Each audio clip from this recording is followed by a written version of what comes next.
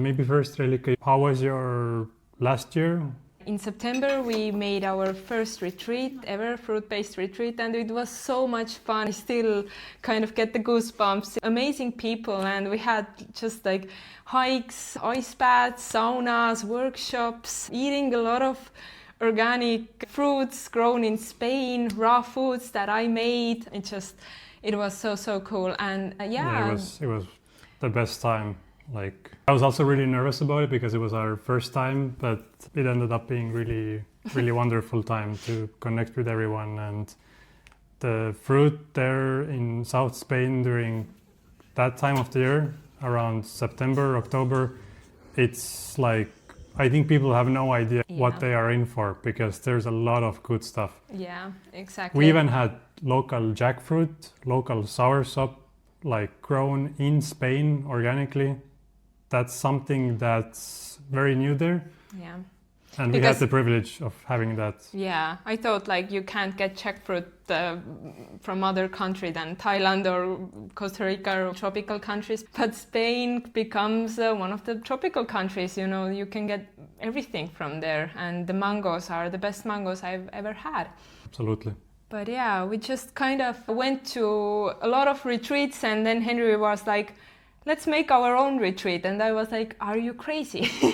Like, we have never made something like that, but we are so passionate about fruit-based lifestyle, and we are thriving on that, and we just really wanted to share this. Even if we are not, you know, completely raw. I was like 2 years completely raw, but now I'm eating like more high raw. I'm having some cooked food in the dinners, and it's really nice here, especially in the winter time here in Estonia. And we're not so strict about this raw lifestyle, but we're still appreciating good fruit, and we're appreciating having some good time with similar minded people, and it's amazing. So next time when we're doing a retreat, just book your spot, because it's going to be super good. But also, I think we're not doing this year in Spain retreats, because we are trying to move from the cold Estonia to maybe some warmer place like Costa Rica. Yeah, time will show. We've been planning it for a few years now. We first considered Spain, and we were, for the last 2 years, each year we were at least 3 months in Spain, and we were checking it out and really like considering very seriously. But then we decided still that even though there's amazing fruit there, there's amazing fruit season, we still want to be more in greenery, and that's something that Spain is lacking. Yeah. It is different in Spain, and for some people, they might love this kind of environment. But personally for us, we also want to grow more tropical fruits as well, like durian, and that's only possible in the tropics. So we just thought that if we're gonna go somewhere, why not start with the ideal place? And we kind of moved because we want to grow durian. Like, who else has this kind of goals?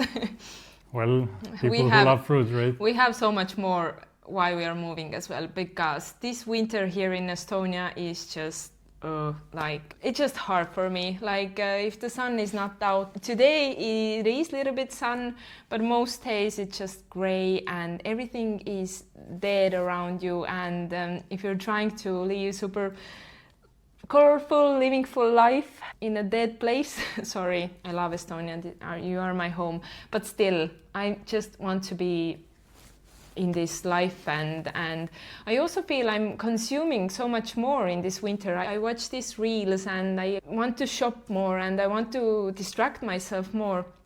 But if I'm in the nature, like eating out in the nature, I never feel I need distraction. I just can be in the nature, like look, this bird sing, whatever. I don't feel alone, but here I'm just missing it all the time, like really missing being outside. And we're not living this city lifestyle anymore. We don't go out to eat. We don't go out to drink. Yeah. We don't go anywhere really, you know, and it's just like, we want to be outside. We want to grow our own food, and we want to just like be in the nature, go to the ocean. We want to be free. We don't want to go from another box to another box. Yeah, definitely. Like when you start to eat more fruits and kind of live more this lifestyle, then your priorities can change like fairly quickly, like they did for us. Yeah. From this, city-based living, where you kind of going out is like a special thing to do, and then when you lose that, you actually see that, wow, there's actually like not many reasons for me to be in a city. The opposite, it's actually like you want to be more in nature, right? And that's what happens. Yeah, at first I kind of tried to live this fruit-based lifestyle in this life that I was used to, still going out, but maybe sober, and still being with the people I'm used to, but not really connecting anymore, because really nobody understands what I'm doing, why I'm just such a crazy person. And I'm just like, over time I have started to crave something else. Yeah, this is the reality. Yes, so maybe first, like you mentioned briefly that you're eating more high raw now, right? Yeah. So maybe you can talk a little bit like, what's your diet now? How does it change with seasons? And how is it during the summer? How is it during the winter?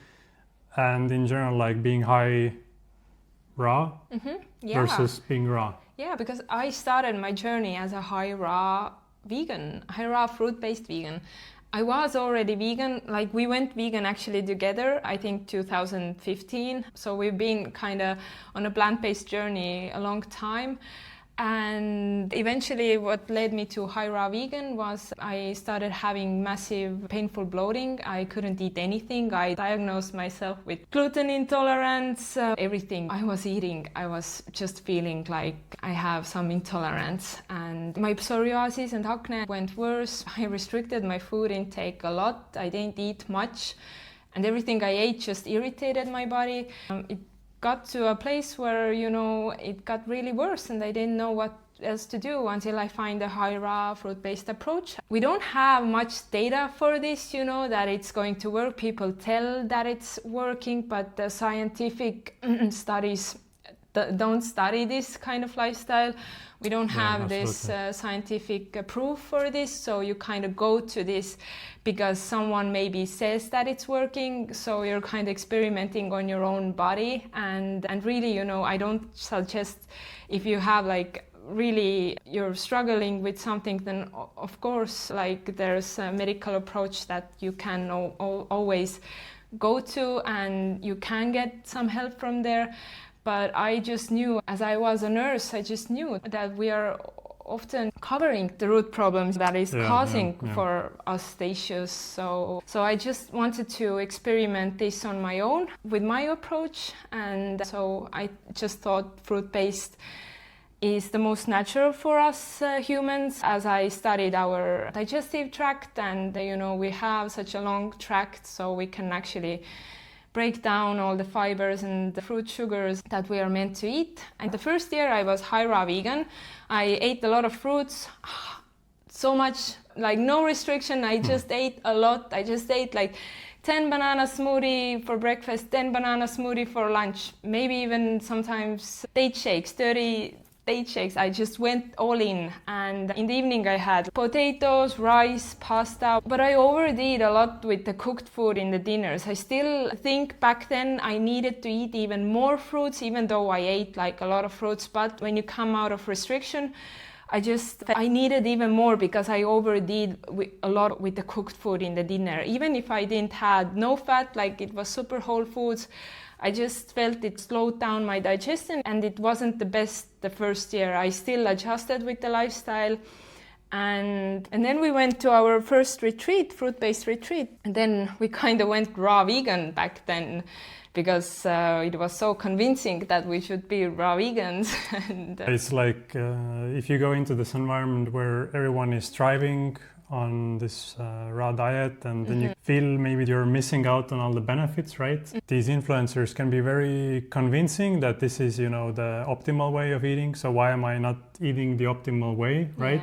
Yeah. But it's not as simple, especially you have decades of history, culture, and also you adjust to environment, to your past way of eating. So you can't make drastic changes like this. I mean, some people can, of course, but it takes time to adjust to something that's very different from what we are used to. Even I went fully raw, right away. It was easy for me. I was just super concentrated. I had this willpower. I felt good. I was like, yeah, we're going to do raw.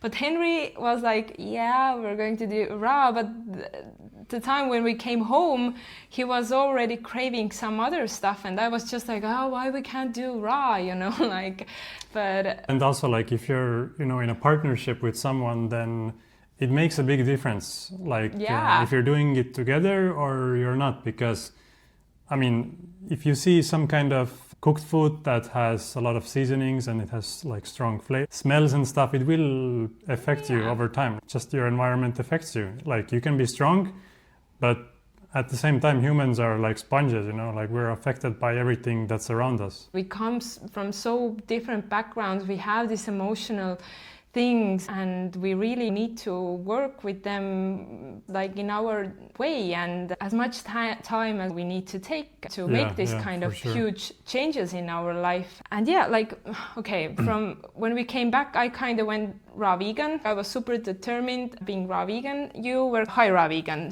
Well, I think raw for another week after this retreat. And then I tried cooked food again, and in general, I find it really easy to be raw when I'm in these environments where everyone is raw. And also the last years we've been in Spain like multiple months each year, and there I can be like much more raw. Like I can do I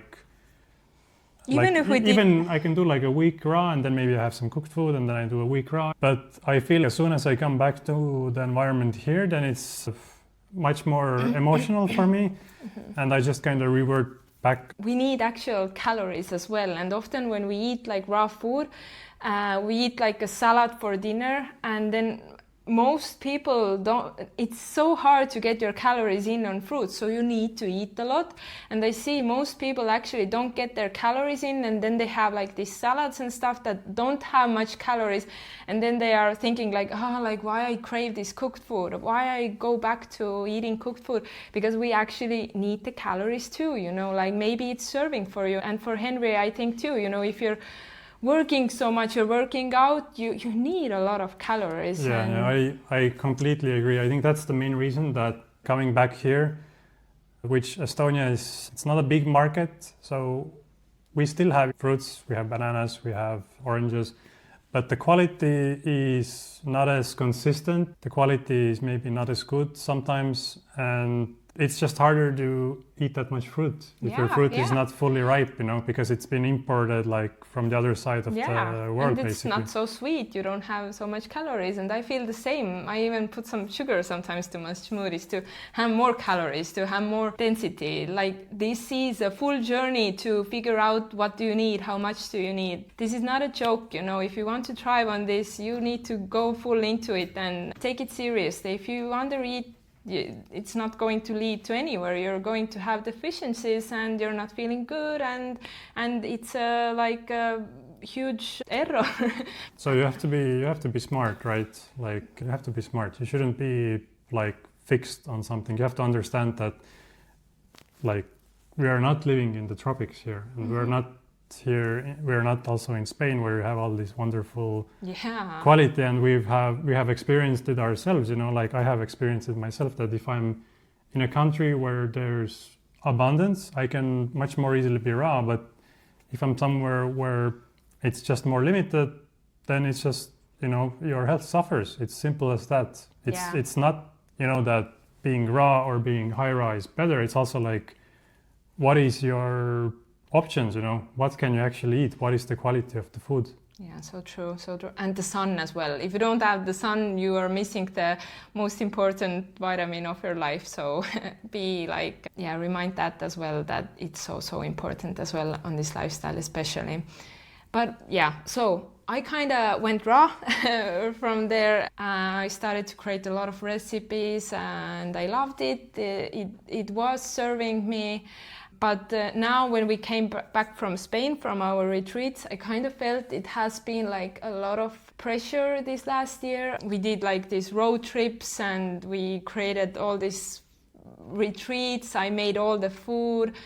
all the selling, and Yeah, it it's a just lot of work. yeah, it took a toll on me, and we came back and I just felt so tired, a little bit burned out, and I don't think it's healthy, you know, like, and I just felt like raw food is not serving me right now. It's just not serving me. I just wanted to having more density, and I just felt even like when we're having these road trips, I didn't eat so much as I would have want to, and I just felt more hungrier and as well. So right now I just eat again high raw. So I kind of started on high raw, then I went raw, fully raw, and now I'm back again on my high raw journey, and I'm just loving it. It's just so easy for me right now. It just feels great. I just have energy, I feel rested, and I feel good. Of course, like being fully raw vegan, you feel amazing and your digestion is very good. But being high raw, you know, even in the dinner when you're having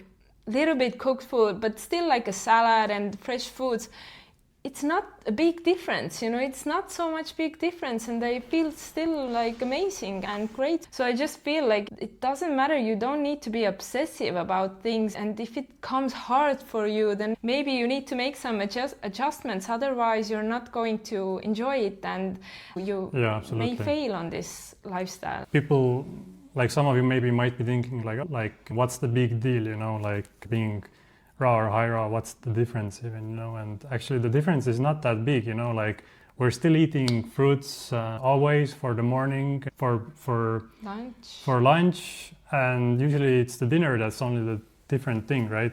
And even then, like if you compare what we are eating to like average vegan food, it's still very different. It's like what Reelyka is eating is really simple stuff, you know. Mm-hmm.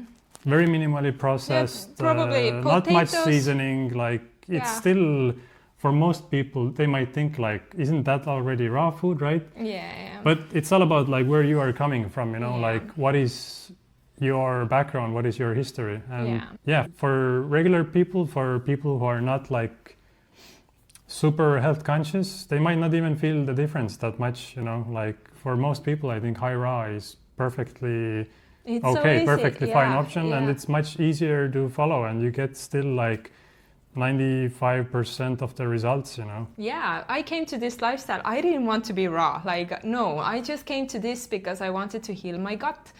I wanted to be free, I wanted to have beautiful body, I just wanted to feel great. All my meals can be desserts, and I can still eat like pizza, pasta, burger, but in a healthier way, and it just like it felt like amazing, it felt like a freedom to me, and but I also want to ask, like, what is your take on this? You know, when I came home and I was like, I want to do this fruit-based lifestyle, like how has been your journey like on side of me, and what have your thoughts on that? Sure. Well, for me, I definitely understood where you were coming from, like, because we're kind of in the same space regarding health, you know, we kind of follow very similar influences, and we read the same books, and we watch the same movies and stuff. So I definitely knew what was your idea behind it. And I think for me, it was challenging for me, you know. I understood why you were doing it, and I kind of wanted to do it myself as well, but I think I just found it difficult, you know. But after going to the first retreat, which actually Henry saw this retreat, and he was like, I was like, let's go there. And I was like, oh wow. I just felt like it was something where we had to go, you know. Sometimes with some things you just feel that, okay, this is the place where I will need to be, you know, because there's something for me to learn.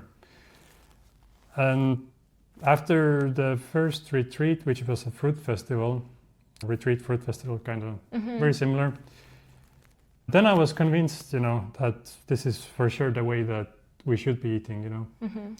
But I was just not maybe expecting that it would be so difficult when I go back home, because that's when you kind of go out of this environment where you have all the support, you have people with similar mindset. You go back to your everyday stress, work, maybe some kind of relationship problems. Yeah.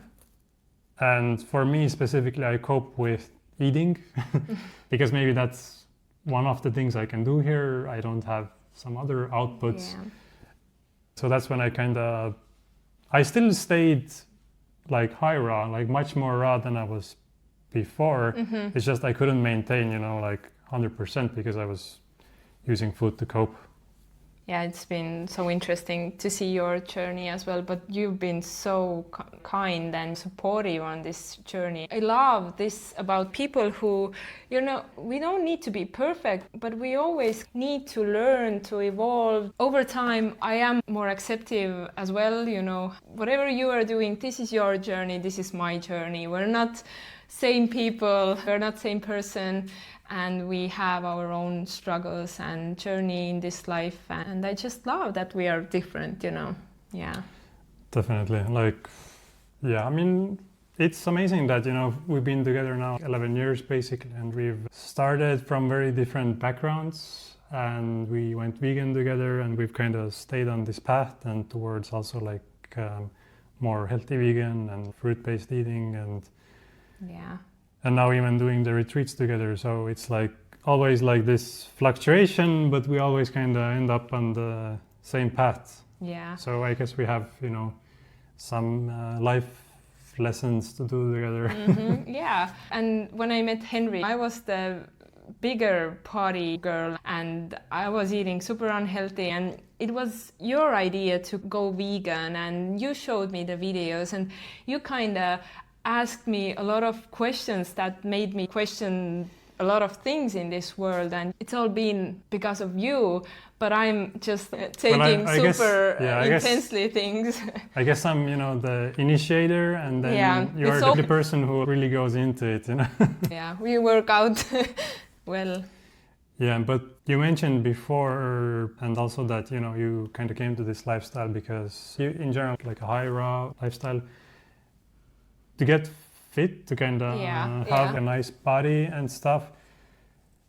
And you have a history before that with trying a lot of different things. Like you tried fasts, you tried these programs where you would follow some influencers, you would do some workouts, you would follow what they're eating. Mostly these would be very restrictive approaches, right? And it did get you results, but they didn't last, and you were not happy when you had those results. So maybe you remember I was super hungry. I came home and I was like, where is the candy? Maybe you can talk a bit more about that, your thoughts on weight loss and caloric restriction. Yeah. And also do you see that there's a sustainable way for weight loss, and are there not sustainable ways?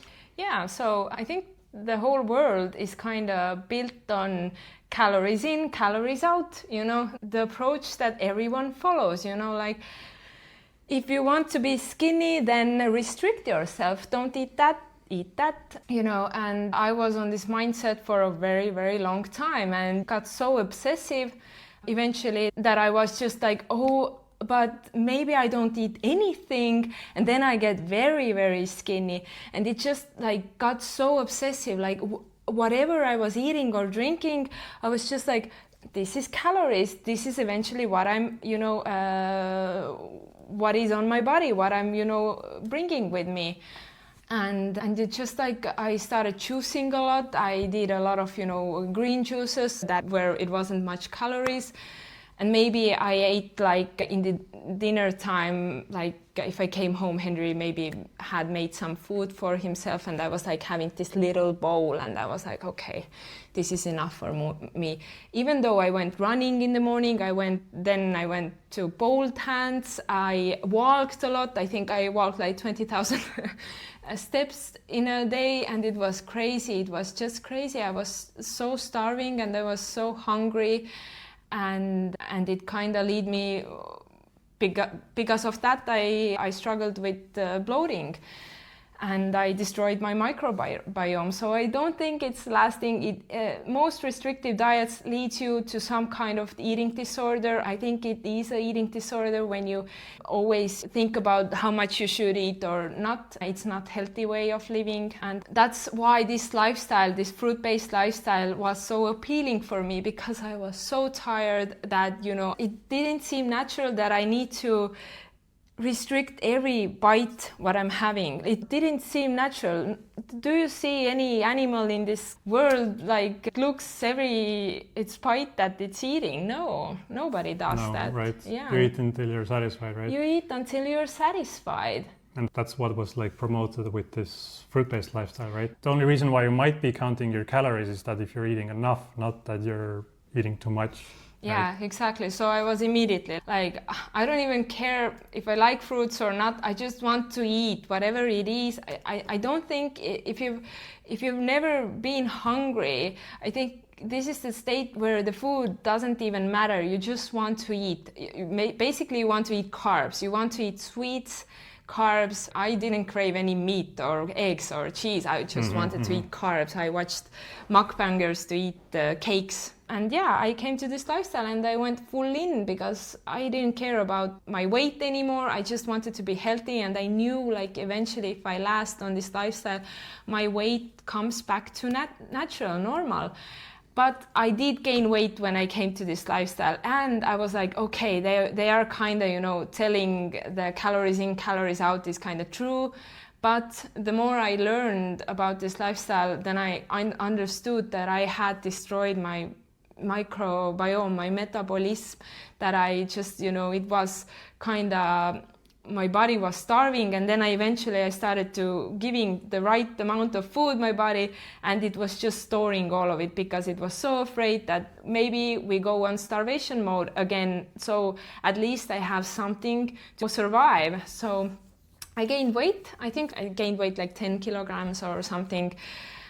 But I felt so good. The most good I have felt has been when I've had a lot of food in me, even if I have been overweight, but I feel good, I feel energized, I trained a lot. I did my first half marathon, even on plus 10 kilograms. I was so excited about this, and I felt good. Even my psoriasis and acne and bloating maybe went worse at first. It kind of healed over the time. And I slowly started to see changes, and my body weight started to come down as well. Even though I didn't restrict any of my calories, I ate a lot every day. Every day I woke up, I made sure I eat at least 2,000 to 3,000 kilocalories. I think I ate first, I ate even more. And it slowly started to come down. My weight has stabilized. It hasn't lifted. It's good. It's normalized. I feel my body is healed. My digestion is quick.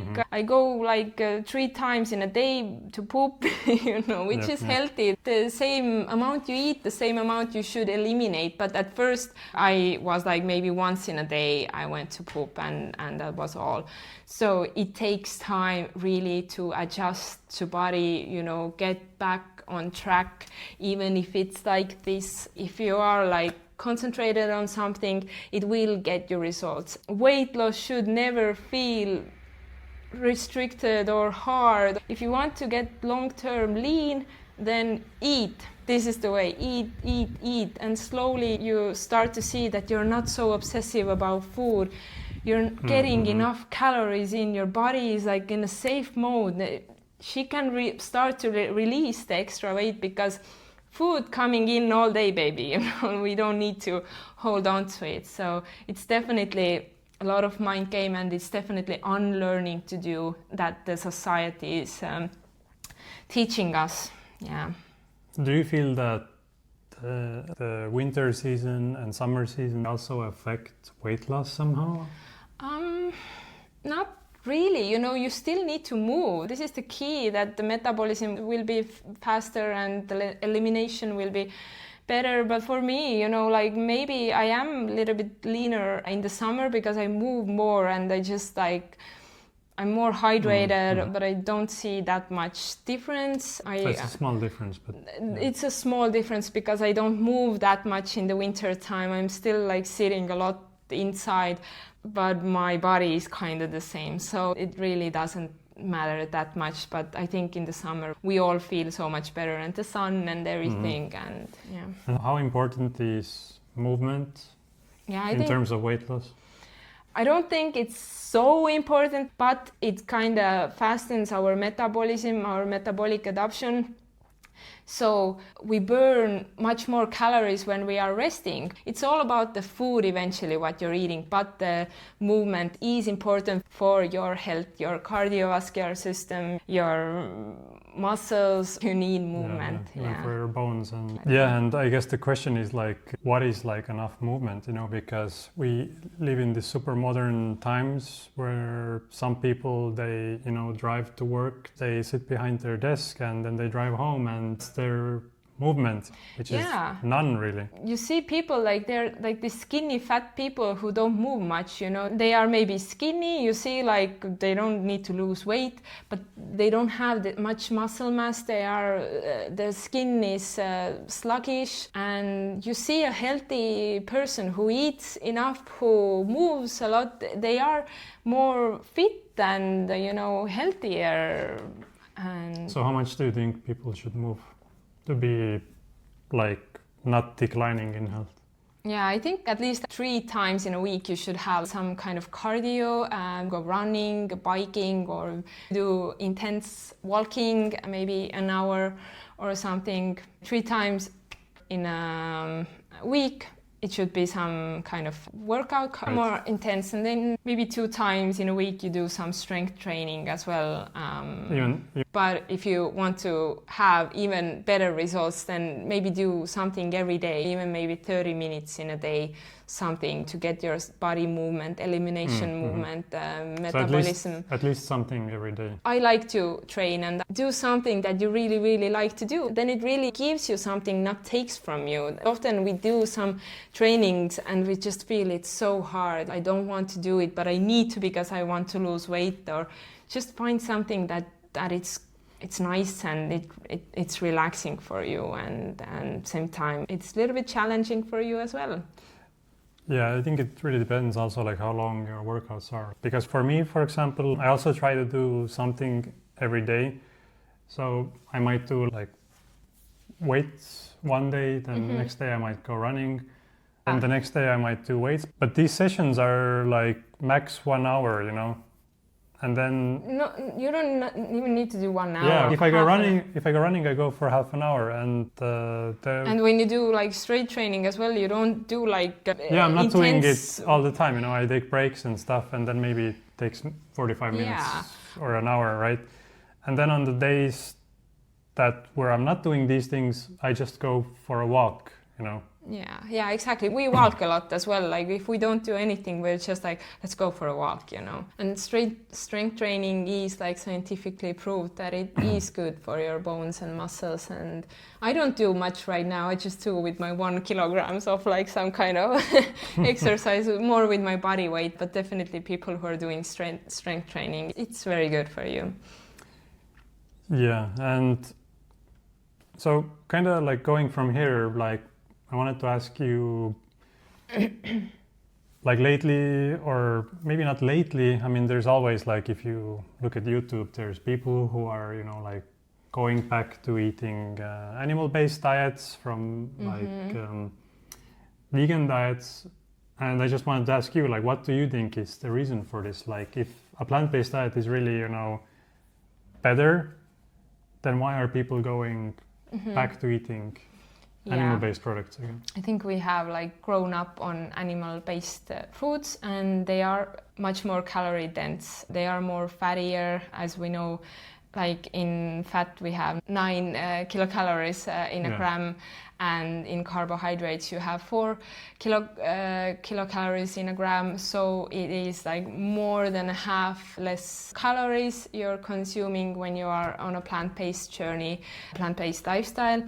And I think we often misunderstand that we need to eat more in a plant-based lifestyle, but we come here with our, restrictive mindset, or our, we kind of still having such a small portions, but we don't understand that there isn't any meat, egg, cheese that is super density that kept us full before and gave us a lot of calories. But when you come to a plant-based eating, the portions are so much more bigger that we need to get used to it, and so many people are not used to eating volume, because meat is super small, but you get so much calories from there, and it takes time to adjust amount that we need to eat, and it moves slower through your digestive system yeah, as well, so you feel kind of full for longer, right? The meat, will go slower on your digestive tract, but the plant-based foods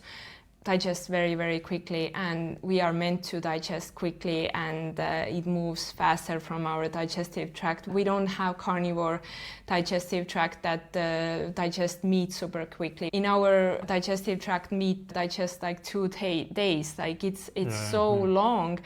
And when we put on top of that fruits and all the plant-based foods that digest slower, it creates fermentation in our gut, and that kind of causes problems, bloating and everything, and then we think we need to skip the plant foods because they give us the digestion problems, but actually it's the meat that is blocking the good stuff, and and like, I don't know, there's no data on this, but just from my observation, are there even more people who go on a raw food diet and then they go back to eating animal products compared to just regular plant-based way of eating? Yeah, I don't know about that. What do you feel? I think people who go to extreme right away tend to go back to eating animals faster. I think it's like what you mentioned before, is that when you go plant-based, you need to eat more, right? So when you go on a raw food diet, you need to eat even more than on a plant-based diet, right? Yeah. So I think that could be the contributing factor, is that people are just not fulfilling their caloric requirements. And then if you're not having enough calories, you start thinking about the most nutrient-dense foods, which are not the best foods for our biology always, right? But during the survival times, that's what we rely on, right? So that's why people go back to eating meat and stuff, because they're not eating enough, basically. Yeah, exactly. And I think this is the reason that we go back to eating animals. We don't eat enough. Our body is telling us something, that it wants food, and it remembers that we got a lot of calories from the meat, or from the eggs, or from the cheese. And I don't even think it's awful what they are doing. They just go from what their body is telling them, but I just don't think it's there is solutions how we can do it right way. So yeah, I know a lot of people say right way or wrong way. There is nothing like that, but there is actually, you need to eat a lot of calories, and it doesn't really matter where it comes from. Even you put 3,000 kilocalories of sweet potato, if you would eat in a day in the chronometer, remember? And you got almost all the vitamins and minerals in with just sweet potato. So yeah, that's true actually. Sweet potato is actually, it has a complete protein even, If you eat just sweet potato, you will meet even your protein requirements, all the amino acids. Exactly. It's the hugest eating disorder right now in the world, that we are so obsessed about eating protein. With carbohydrates, with whole foods, we have perfect amount of protein already in the food, amino acids. We don't need to take extra protein powders, extra meat, extra eggs, whatever, you just need to eat enough to get the amount of fats, protein, carbs you need for your body. Yeah.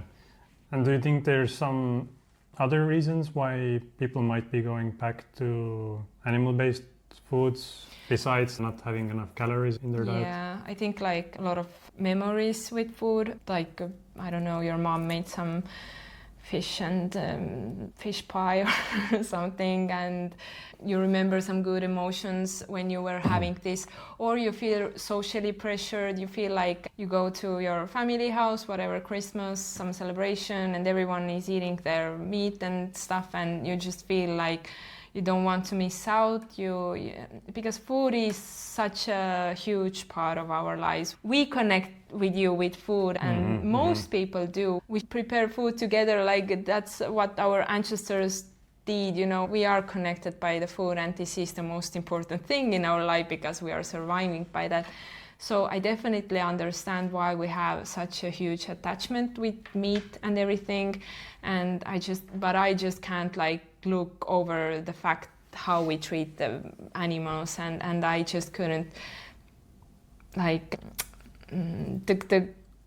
do to an animal. I don't want to say the word, but it's just, I think for men it's maybe easier, but for women it's not that easy, and yeah, I don't know, what are your take on that?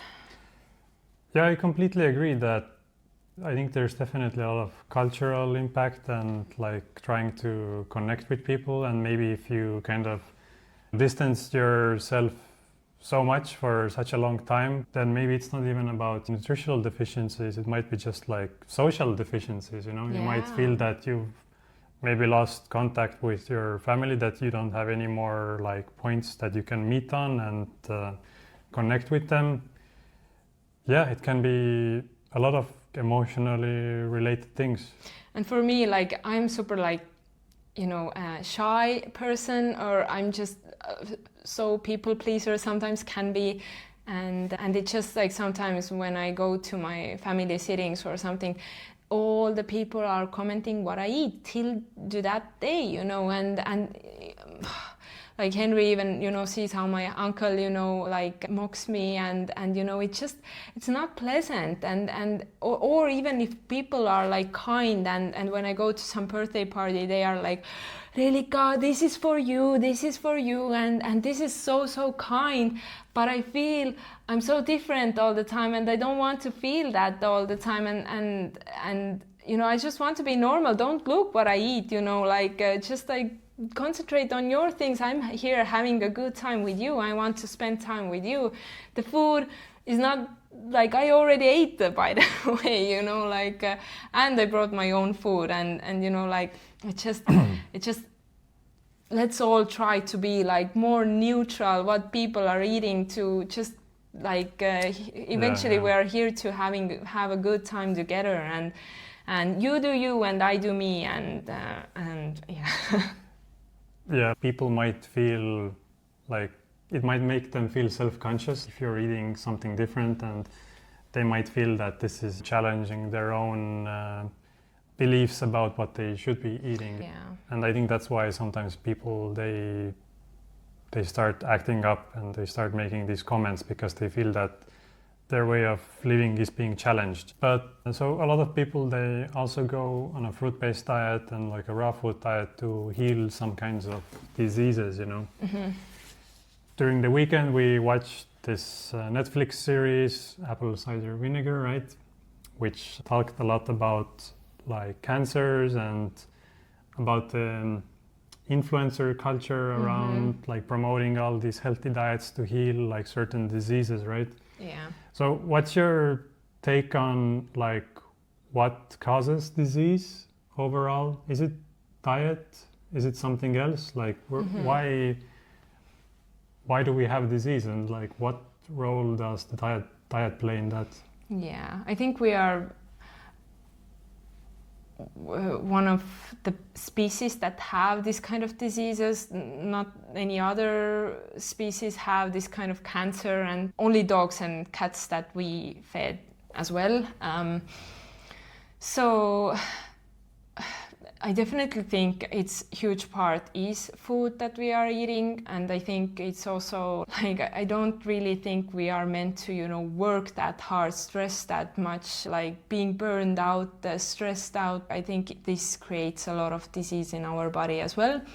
But it's often, I do think it's often the body screams for help. These are the symptoms that we have pushed for for that far that our body starts to scream through the symptoms, you know. For me, it was psoriasis, acne, bloating, and I took it as, you know, the disease that it's just attacking me. And I was just like so overwhelmed why this body is working against to me, like why we can't work together. And I was just like, this is my body, this is me, and we were just like fighting with each other until I realized, you know, this is me, you know, this is what I am, what I have been doing with my body. And you know, the moment I started to accept that it's a part of me, I have kind of done that to myself, and now I need to accept it, to heal it. And the moment everything, you know, started to get better. But also sometimes we take these things too far that we can't escape from it anymore. But yeah, that's why I'm just emphasizing you to take care of your body all the time. Now, no matter where you are, some people are here saying like, at least they have the time to drink the booze, or they have just these excuses why they drink or eat that stuff. But I suggest you to take responsibility of your health today, not tomorrow, or when the symptoms are so big that you can't escape from them anymore. You worked as a nurse over 6 years, right? And you also studied to become a nutritionist, right? Like I am a nutritionist. You have a certification in nutrition, right? Yeah. So from your experience, do doctors actually know what humans should be eating? Do nutritionists know what humans should be eating? And the nutrition science today, do we actually agree what is the human diet and what is it?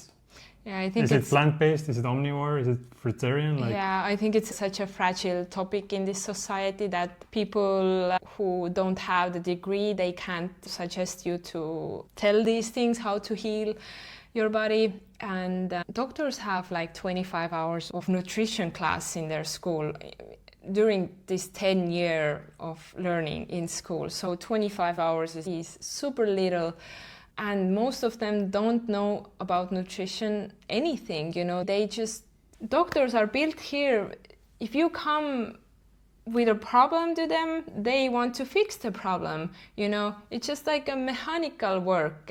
It's not like, let's see what you have eaten, what you have done, like how much stress you have. No, they're like, okay, you have this bump here, let's cut it off, you know. This is how the medical system works. Or we need to fix the scar, let's do that, you know. And this is amazing sometimes when we get hit by the car or whatever. This has saved so many lives and this is amazing.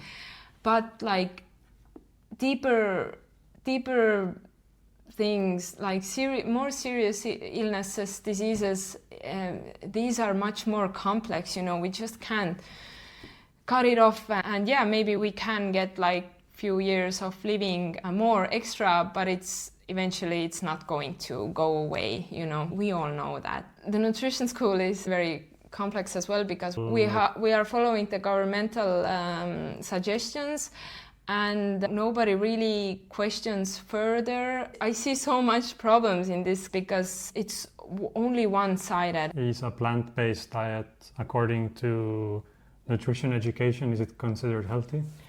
Considered better than the omnivore diet? No, not better. In nutrition school, it is accepted now, but they say it is very, very complicated approach. You need to know that you're getting in everything, like you need to get different beans, everything in, but we come from this side that people don't eat much, you know. That's why I get it. That's why we are so worried about getting protein, fats and carbohydrates with every meal, because we think people are eating like 1,500 to 2,000 kilocalories in a day, but it's not enough. Like even the WHO suggests normal women to eat more than 2,100 kilocalories in a day. Yeah, let's move on from here, back to where we are here in the northern climate, right?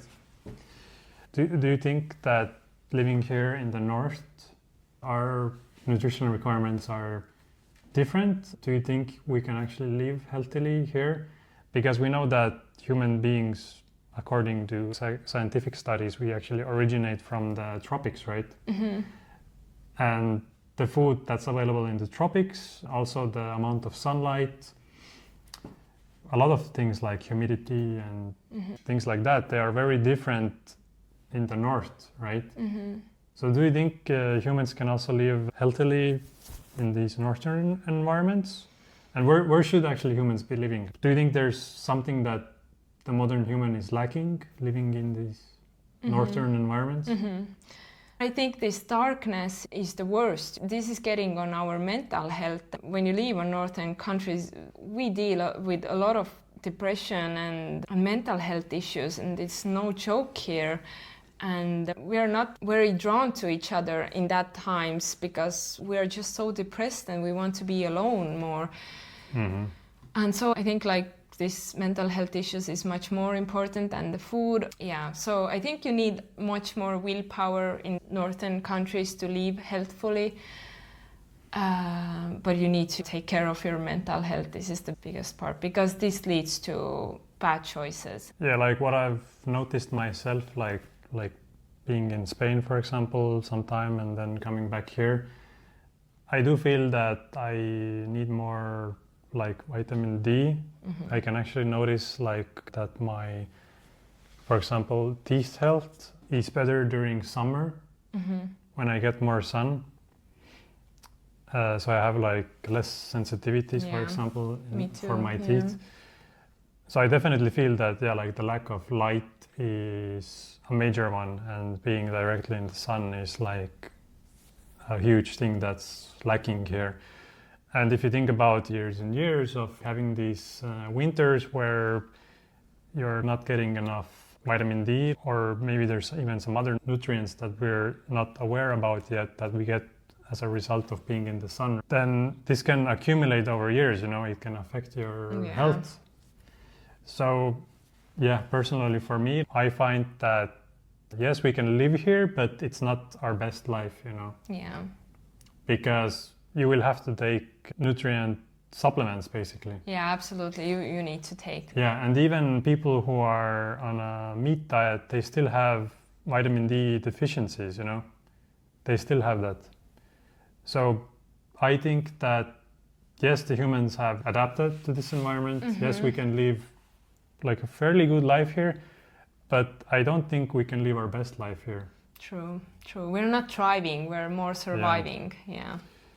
And even back when I was still eating like a regular diet, like the winter time, I would always struggle. Yeah.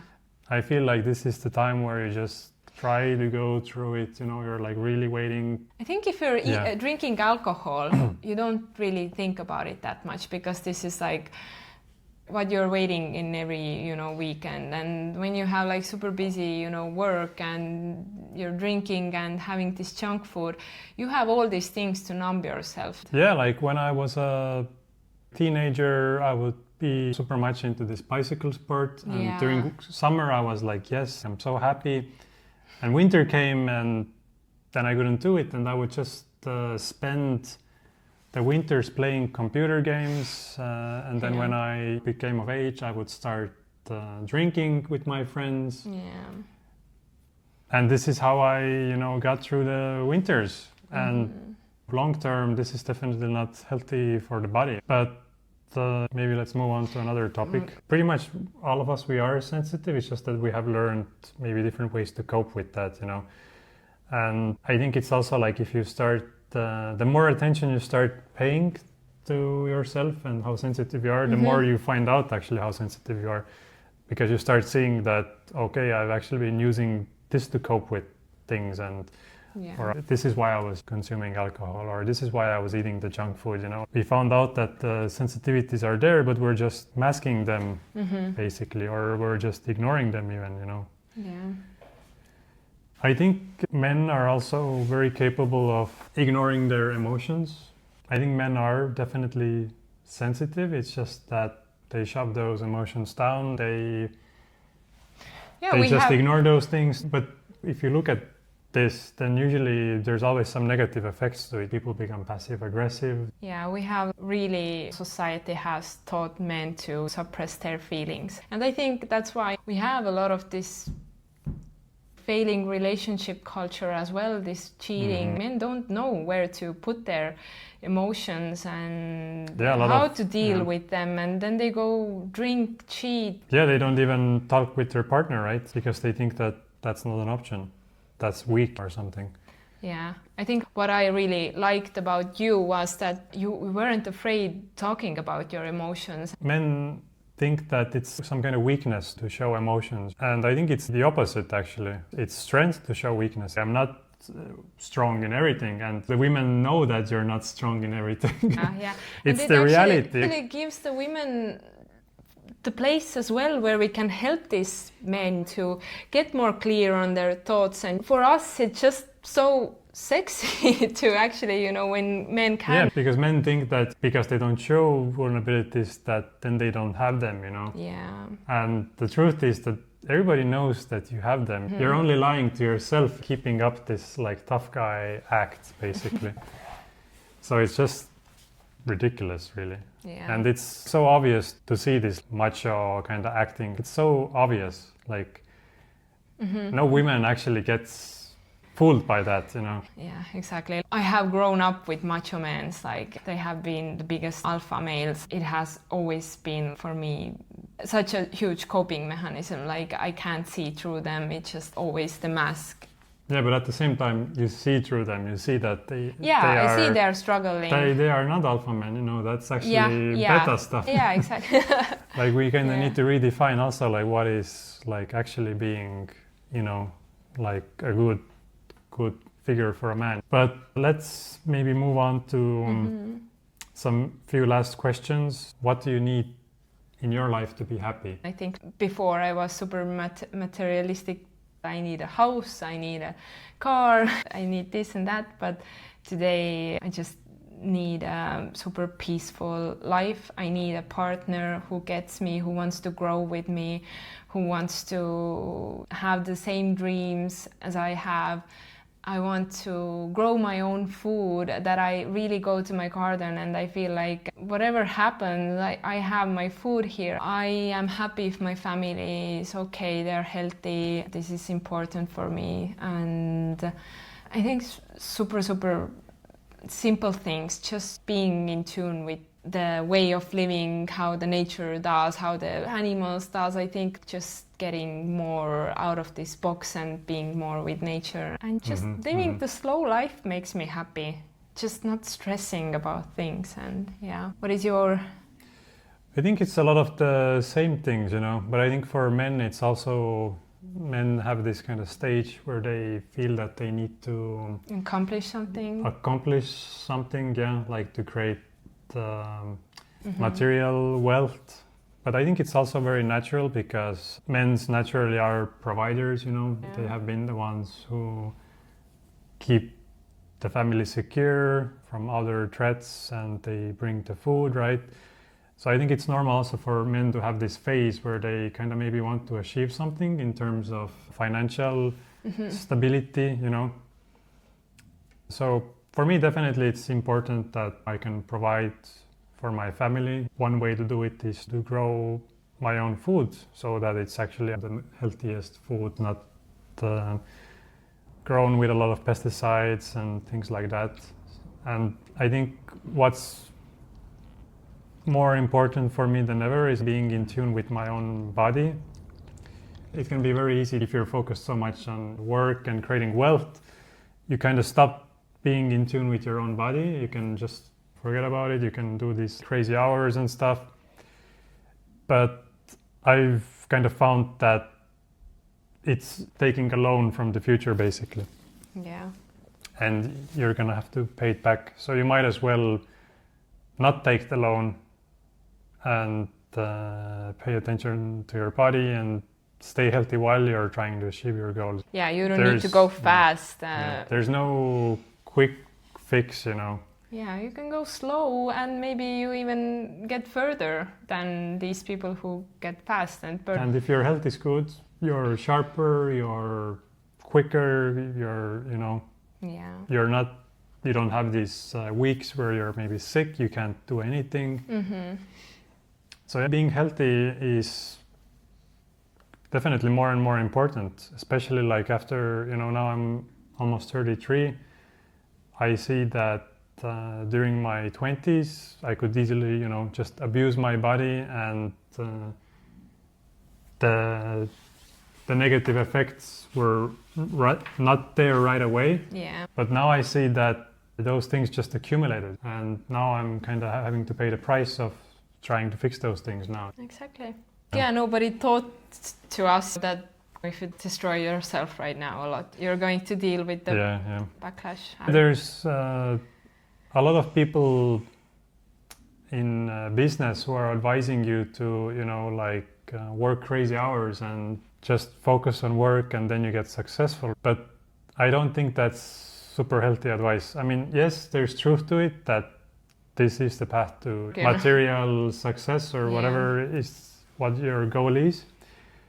But if you arrive there with broken health, then what's the point, Mm-hmm, mm-hmm. Exactly.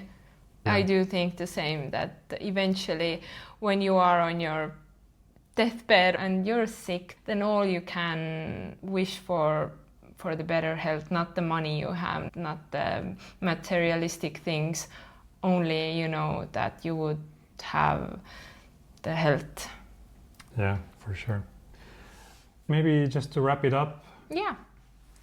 So maybe you talk a little bit like what are your current offerings and do you have any new stuff coming out, and what's the plans in terms of what you're offering for the next year? Yeah, I definitely want to help more people to get back on track with our natural diet, how we should eat, and to get rid of our bloating and issues. I just want to help more women to get free with their body and mind so we can be the awesome women in this world, and just to get our voice out and just be awesome. That's what I'm offering. And I also have my Strawberries membership group where I post all of my recipes and I share all about how we can succeed on this lifestyle, what to eat, how we should combine our food, everything have there. And I am also working on my course. I'm doing a step-by-step course how you can succeed on a fruit-based lifestyle, really getting in depth in this. All about the vitamin supplements, our anatomy. I talk about everything to make sure that you feel sure doing this, and you also have the knowledge that sometimes we just get the practice, what we should eat, what we should do, but we don't really know why we should do it. So definitely I'll include everything in what I think it's super important to know. So if you want to get the course, then comment down course and I will definitely send you it when it's ready. And if you want into the membership group, then just follow the link. Exactly. I can give you everyday support there, and I do also Q&A calls. We do workshops, and it's definitely a supportive place to be. Yeah. I hope you enjoyed today. Thanks for watching. Bye-bye.